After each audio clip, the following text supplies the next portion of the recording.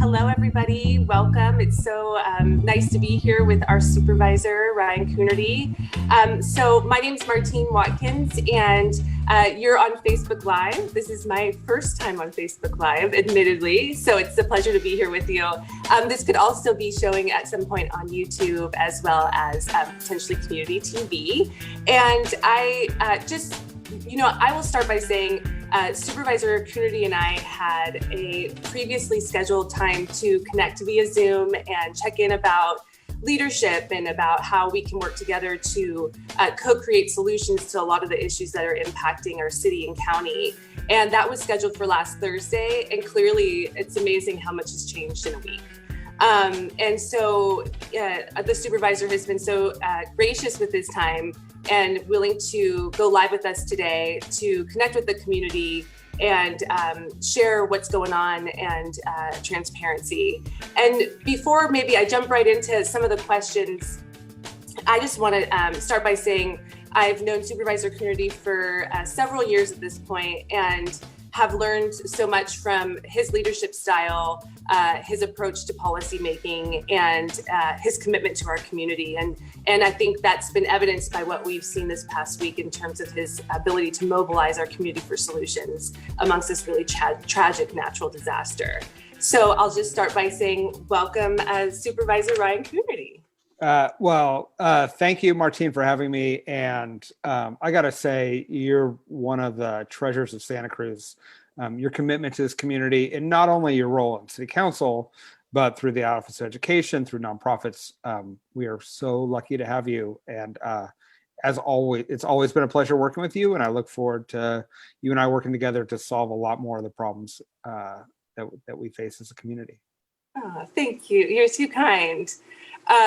Let me just start by asking, I guess, just on a really kind of like personal and friendship way, how are you doing? I know you have young kids at home and there's a lot going on in general. So how are you? Yeah, thank you. The honest answer is I'm tired. I think you and I and so many others were managing the COVID crisis, the economic crisis that resulted from that. Also just sort of a national context of division and anger and frustration, and then also trying to address systematic failures of, especially for people of color and for poor people. And then you sort of are barely hanging on with that. And then we have both this catastrophic fire that is displacing so many people in our community. At one point we had more than 50,000 people in Santa Cruz County evacuated, trying to find shelter and food. And now we're going to face the long road to recovery as people have to try to rebuild their houses, their lives, their livelihoods. And in the context, just like you and I often talk about, of having a son who's doing online kindergarten. Online kindergarten is not optimal education in any way, shape, or form. And a fourth grader, and just, trying to balance it all. It's not an easy time. But I will say, I want to say this loud and clear, which is one, I'm blessed. And as hard as it is, there are so many people in our community for so many different reasons who are struggling right now. And the second thing is I went out to the fairgrounds yesterday and to see you had people sheltering there. I talked to them. They felt good about the shelter. They felt good about the food. They felt good about the care. You had county workers and volunteers and small businesses dropping off donations. And not to mention the firefighters who are out there fighting the blaze as we speak. The community is in a very difficult time, is stepping up to help one another. And it really energized me to see people pull together, because as you and I have experienced, you guys started the feeling that these divisions in our world and in our community were hardening, and that there was no way to sort of pull people together. And sadly, I think this crisis has shown that we can pull together and take care of each other. So well put. And I just really acknowledge everything that you said in terms of the experience and privilege at the same time of challenges. But ultimately, as you shared, the outpouring and willingness of our community has just been so inspiring. And we'll get into a conversation about leadership, because I do want to talk to you a little bit about that. And I know a podcast about that topic in specific, but the outpouring of community coming together to support one another, and the displacement of our friends, right? Our colleagues. We all know people who are feeling the impacts directly of this fire. And it's true Santa Cruz style. And it's absolutely inspiring. So maybe before we jump into the leadership conversation, I wonder if you wanted to sort of share any latest updates in regards to the fire, and in terms of people who just sort of want to know what's happening right now. Sure. So this is Thursday at about 5:07 p.m. Every hour something changes. The fire is about 22% contained. I think luckily the city of Santa Cruz and Felton and Scotts Valley look safe. So same with the town of Davenport. This damage in Bonnie Doon, I've toured a couple times now, and Swanton in my district, and Boulder Creek and Supervisor McPherson's district are significant, and it's going to take years of real struggle to help people, replace what's been lost. Luckily, the communities along sort of near and around Scotts Valley, as well as a little bit of Bonnie Doon, have been able to repopulate. That's going to take some strain off of all of our evacuation centers and hotels and other places that we've been trying to make sure people are staying safe in a COVID environment. And so that's starting. We're working really hard to connect people with federal resources, but then also to start to figure out how we simplify and streamline and make it easy for people to rebuild through the county process. And so that's what we're going to be spending, among many other issues, the next week really focusing on. Right. And we could have more conversations about kind of the alignment and support between the city and the county for some of these recovery efforts. In regards to leadership, I think, I have been talking to colleagues and reflecting on leadership, and I know that you've been in positions of leadership from your position as a city elected now to the county, but also you have been interviewing leaders throughout our entire nation from small cities, and really highlighting the importance of public service. And I was talking to a friend who we were sort of sharing about, there's just these different elements of leadership characteristics that come into fruition at the right moment, sometimes from the right leaders, right? Yeah. And sometimes from the wrong. And we know that feeling when we see, in terms of, for example, the response to COVID, and how some nations have acted swiftly, and they've been transparent, and they've been able to mobilize their communities, and have been able to curtail the impacts more so than others. And there's facts and data, and there's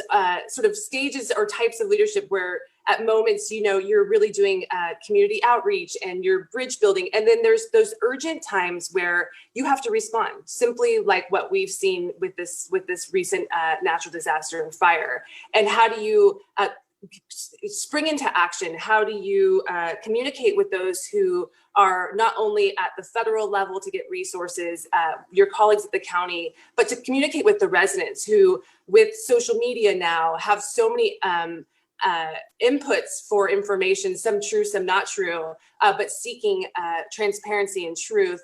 I even had people who said, can you repost everything that Ryan Coonerty says, because I can't get onto his Facebook page. I think he's at capacity or something like that. That type of leadership is really critical for these moments. And as a result, we have a community that feels they were part of the information, that they had a way to understand transparently what was happening. And, I just would love your thoughts on your leadership journey, your interviews with other leaders, our current leadership kind of crisis, if you will, at the national level, and sort of a reflection of this past week in terms of how you mobilized amongst the fire. Sure. So, yeah, I think we're living in a context where I think I would argue it's the single biggest failure of leadership in the history of our country. And as of right now, we have like 170,000 Americans who are dead. from COVID, amidst also kids in cages at the border. I mean, it's just, it's a catastrophic failure of leadership. And one of the reasons that I started my podcast, An Honorable Profession, is because sort of, and I think you've seen the same thing, where you're everyday barraged with these complete failures from Washington, not getting people help when they need it. And then you go to conferences and you meet mayors and state legislators and governors who are just like the best this country has to offer, right? They are energetic and they're innovative.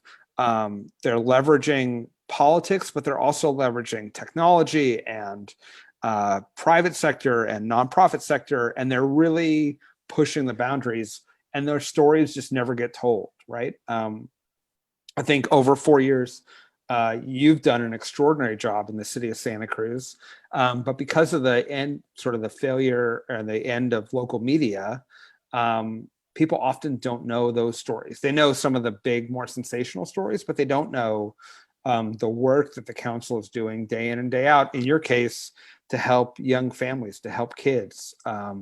And so I think I appreciate your effort on this show. And I think through my podcast and maybe some other ways to demonstrate to people that while it's certainly dark days in Washington, and hopefully there's a change there soon, it's actually a renaissance at the state and local level, in part because DC has failed us so completely that we've all had to make up our own solutions to these big, what are really national problems, but we're having to figure them out locally or at the state level at best. And so I've been trying to tell that story. And then in terms of my own journey, yeah, I mean, I came back to Santa Cruz, I think I was 28, 29. I'd always been interested in politics, and I watched the city council, and it was a lot of good people, but there was no one at that time under the age of like 60 on the city council. And I felt like they just couldn't represent where me and my friends and the people I wanted to be able to make a living and a life in Santa Cruz were coming from. And it wasn't their fault. It's just wasn't their life experience or their peer circle. And so, so I ran, and I was fortunate enough to get elected. And then it's sort of, I've been it ever since. And now I used to be a member of like young elected officials organizations. Now I've aged out, and they've kicked me out of all those. I'm like, and there's no middle-aged elected officials associations. But you know, I think it's been an incredible opportunity, and I know people are really down on politics right now. But what I'm seeing at the local level here is incredible collaboration and real effort to address, you know, equity and opportunity in our communities, preserve our environment, and help working families, even in the midst of all these national crises. So overall, I'm optimistic. Finally, I want to say, I think I had a Facebook post about this, but you know, all these people, when this started happening, and I'm just trying to get as much information out in this, as you said, in the age of social media, so that people can feel assured or access resources. And I was getting all these thank yous back. And I think part of it is, you know, people in general in Santa Cruz are nice and grateful for each other, and they like to support people who are working hard trying to do things right. And in part, I think it's a reaction to like, wow, like government can be responsive and care and compassionate. But I wrote back and I said, you know, like when I was 15, and you remember this as well as a local, right? Like the earthquake hit, people had to risk their lives to come in and save my family's bookshop. And it saved our family's livelihood. This town did. And so like, from my perspective, it's the least I can do to spend my time and energy trying to help my other fellow community members who are in crisis, when this community has stepped up for me personally, for my family. As you said, we know so many people who are being affected, or their friends of friends. And so, you know, like I appreciated the thank yous, but they weren't really necessary because I felt like it was the least I could do in this situation. Yeah, yes. And I'd say, absolutely Santa Cruz fits that mold of coming together and helping one another. And I think we haven't seen transparent leadership for a while. And I think what we've seen is blame and misinformation and confusion and fear, and it's dividing and it's killing people, as you said. And, we witnessed the opposite sort of when we had, Governor Cuomo of New York saying, I'm going to stand here before you. I might not have good news to tell you, but I will tell you the truth and I will communicate with you. And people are craving that. And ultimately, they deserve good leadership that does that. And you exhibited exemplary leadership in that way. And I think, we thank you for that too. So, yeah. I remember, I think it was Tuesday, I got a briefing and it was becoming apparent that it was going to be a long time before some people were going to get back to their homes. And I sort of I was like, well, I could wait and let them make the announcement. But if I was evacuated and I was with my family and I'm trying to figure out school and my job and what we do, I'd want this information sooner rather than later. So I wrote this email and I'm like, oh, this is going to be rough because people are going to be giving people information they really don't want. But I said, but I feel like I got to get it out there. And I sort of sent it out there, I put it out in the world, and I took a walk around the block and I came back and I'm like, okay, here we go, where all these people are going to yell at me. And for the most part, people were really grateful and understanding. And it reminds you that if you engage with people and you're authentic and you're compassionate and you tell them the truth, it turns out, luckily for me and mostly for the people who have been evacuated, those timelines may not be as long as I was told on Tuesday, because a whole 24 hours have passed and things have changed. But it was a good reminder that there's a recognition out there that you don't have to have all the answers, and it doesn't even have to be all good news, as you said. But people will appreciate it. Kind Well, I did, and the people that I talked to did too. So for that, we do thank you. You kind of brought up at the very beginning, just all of what's happening right now is almost it's overwhelming at moments, right? In terms of just the long-standing history of racism in this country that has never really been reconciled or discussed and acknowledged throughout many institutions. But now this sort of string of law enforcement killing Black people and rightful social unrest associated with that, and then you add on COVID, and you add on poor leadership at the federal level, and this public health crisis, and the people who are dying, and then climate change, and these catastrophic events that are happening here, but across our entire globe. It's a lot. And I think, you talked a little bit about how, at the local level, there's so much, there is so much innovation and opportunity. And truly that's what's inspired me to want to serve, and that you can see and feel the impact of the decisions that you make. And when you think about it, and this sort of resonated with me in terms of the climate resilience, is if cities are contributing nationally so much to carbon emissions, then globally our interconnectedness is profound. And how, as this one city or multiple cities start to own our role in creating climate resilient communities, and how that leads to a planet that's healthier for our future generations to inherit. So it's a very difficult and challenging time, but it's this remarkable moment, and maybe this is my just natural optimism, because I kind of am that style person of massive transformation, right? And so we talk about recovery, yes, how are we going to deal right now with those that are displaced, and how are we going to handle a lot of the immediate concerns before us in terms of health concerns, et cetera. But in terms of long-term recovery planning, what are your thoughts on what that could look like in terms of the role of the county, the city, and ideally, state and nationally? How can we recover in a way that's really truly mindful of resilience for future generations to inherit our communities. And just what are your thoughts on recovery at this time? Yeah, I mean, I do believe in the Rahm Emanuel maxim, never waste a crisis, right? Like, it's hard to do things in government. It's hard to do things at any level in any way. But when you have a crisis, it opens up opportunity. And you and I, going back to the earthquake, downtown is a much more vibrant and interesting, engaging place than when we were kids, because of the earthquake. And so, and people's willingness to say, let's not just rebuild exactly what we had. Let's figure out how do we rebuild something better.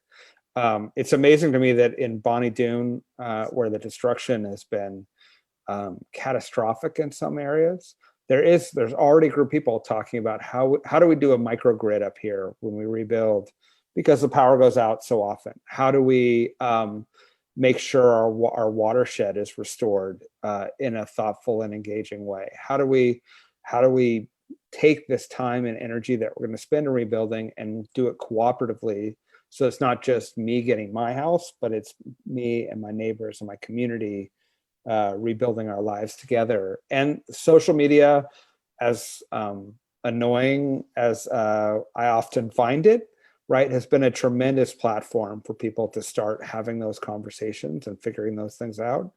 And so, yeah, I think being open to it and recognizing that, when things are really hard, like they are right now, there's never been a better opportunity to rethink some of these things than if we're trying to do this in a, like putting, as simple as the city and the county have allowed restaurants to set up outdoor seating in the thing of COVID, right? Like, had we tried to do this in a non-pandemic environment, you run into, well, what about parking spaces, and what about sidewalk access, and who pays for what, and how does it all work out? But like, we rolled it out, and once the smoke goes away, like, it is so wonderful to be in Santa Cruz and be able to sit outside where we can most of the year. And it's shocking, it becomes shocking to you that we didn't have more outside seating options earlier when we have the amazing weather. So I do think it's an opportunity. It's hard. It's really hard when there's no federal money, no federal leadership. So we're trying to piecemeal it together. Like, we shouldn't be trying to figure out how to do testing and tracing at the county level with 280,000 people. That's insane. Competing with every other county in the United States for testing resources. It'd be nice if there was federal support so that we could focus on helping small businesses and helping people, undocumented people who have lost their incomes, and citizens who have lost their incomes. And so anyway, I do think it's an opportunity. And if we can get new leadership, boy, I can't imagine the stuff we can get done. I completely agree. And I appreciate the point around kind of the spotty internet up there, and how that also, in terms of sort of my education hat on, has really led to a disadvantage of some of the students up there being able to get quality access to internet. And I think you're right. There's these moments of crisis that really accelerate these opportunities for just big change that's going to lead to really more equitable communities and more resilient communities. And I think post-COVID is a chance for us to sort of look back at the history of those things. And I was listening to something, and it was talking about how a lot of our public health infrastructure is set up because of past pandemics and flus and water systems and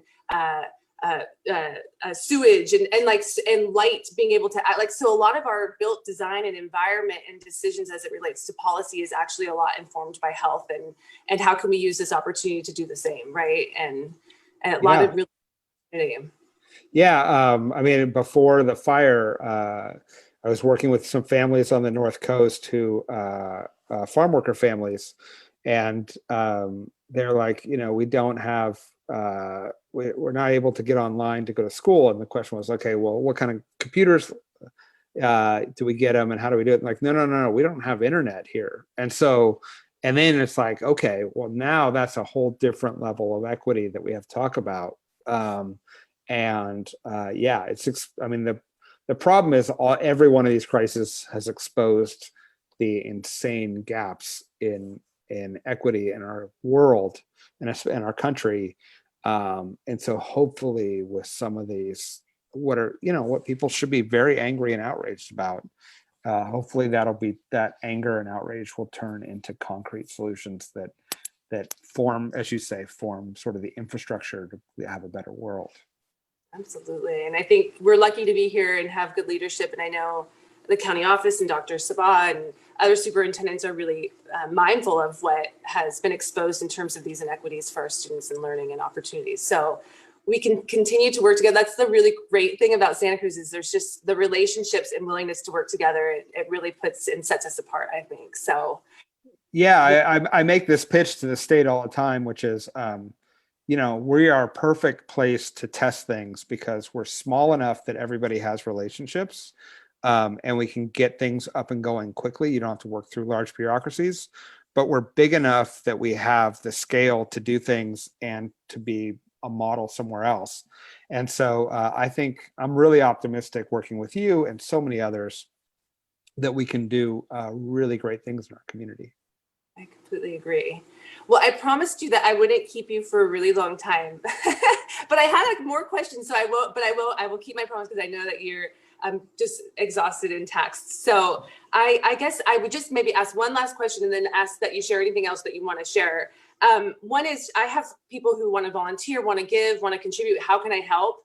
Do you have the latest from the county, or how would you direct folks who are wanting to help at this moment, especially as it relates to the disaster and the fires? Sure. So the Community Foundation has set up a fire relief fund. It's great to donate there because there's been a tremendous outpouring. But as we know, this is going to take, for some folks, it's going to take years to get back. And we're going to need long-term support. So if people can donate to the Community Foundation Fire Relief Fund, that'll be enormously helpful. If you want to volunteer, you can work through the volunteer center. And again, there's this big outpouring right now, but this is going to be a lasting issue for a long time. And like I said, I'm already talking to UCSC about how do we leverage some of our expertise to restore watersheds that have been city watersheds that have burned. And so everything from helping people to helping the environment is a big deal. And the last part is, to the extent that people have resources, they have a yard that people can pitch a tent in or leave chickens in, or whatever it is. If you have sleeping bags or extra computer, like it's a small enough town that just sort of connecting with people who are in need and getting that, because working through all the disaster relief systems is one thing, but just having somebody show up and be like, what do you need and how can I get it for you? Can solve a lot of problems and take a lot of strain off the overall system. Absolutely. Absolutely. And I appreciate that on that note, because I think that is so true about what's happening and what I'm seeing and what's happening in our neighborhood and in the community. And I was down at one of the places, the storage shelters down in Watsonville, and it was impactful to see the beauty of people coming together to help and the pain of those who've been displaced and those who are now working with injured animals. And it's this long-standing commitment to Santa Cruz coming together to thrive. So thank you for that. Thank you. And thank you. And again, thank you for your work across the community. You lead with your heart, but then you bring in really smart policy perspectives and approaches to not just solve one problem one-off, but actually create systems for lasting change. So I look forward to using that head and heart in partnership going forward. Oh, thank you, Supervisor. Thank you, Ryan. Really appreciate that, and it's definitely us coming together to do that. So it's all of us owning it. So thank you so much. Thank you for your time. I know it's been a real tough week for you and for our community, and we really appreciate it. Yeah, and maybe let's keep talking, and maybe we can get back on and we can talk about early childhood investments and all the stuff that we really want to do to help families in our community. I would love that. And I know we share a real interest and desire, especially around early childhood and kids and childcare. And that should be essential in our recovery. You touched on the watershed and the city's resources as it's associated with the county lands and the fires and the impacts that has on so many households beyond our city limits. There's just so many conversations to be had in terms of recovery. And I'm really optimistic and hopeful we can really deal with the needs before us today, but build better for all of our kids who are going to inherit in the future. Thank you, Martine. It's always good to see you. Always good to see you too, even if it's just virtually. And thanks those who were able to come on my first live on Facebook. I'm definitely not part of the young elected. Great. And let's do this again. And I'd love to have more conversations. So absolutely, anytime. Great. Okay, thanks, Ryan. I want to thank our supervisor, Ryan Coonerty, for taking time out of his day to join us. Please subscribe to the channel for upcoming shows. And if you can, please remember to visit the website at martinewatkins.com, or you can follow us on social media, Martine Watkins for Santa Cruz City Council, or Instagram at Martine for SC City Council. And stay up to date what's happening. We had conversations with our Santa Cruz City Police Chief, Andy Mills, to have discussions around law enforcement. We want to hear from some parents who are also just struggling with working from home or working essential positions, and also becoming teachers and having education be online. We have also have some guests talking about some of the Black Lives Matter movement. So really important and relevant conversations that are going to be happening as it relates to Santa Cruz. So thank you again for joining us, and we'll see you next time.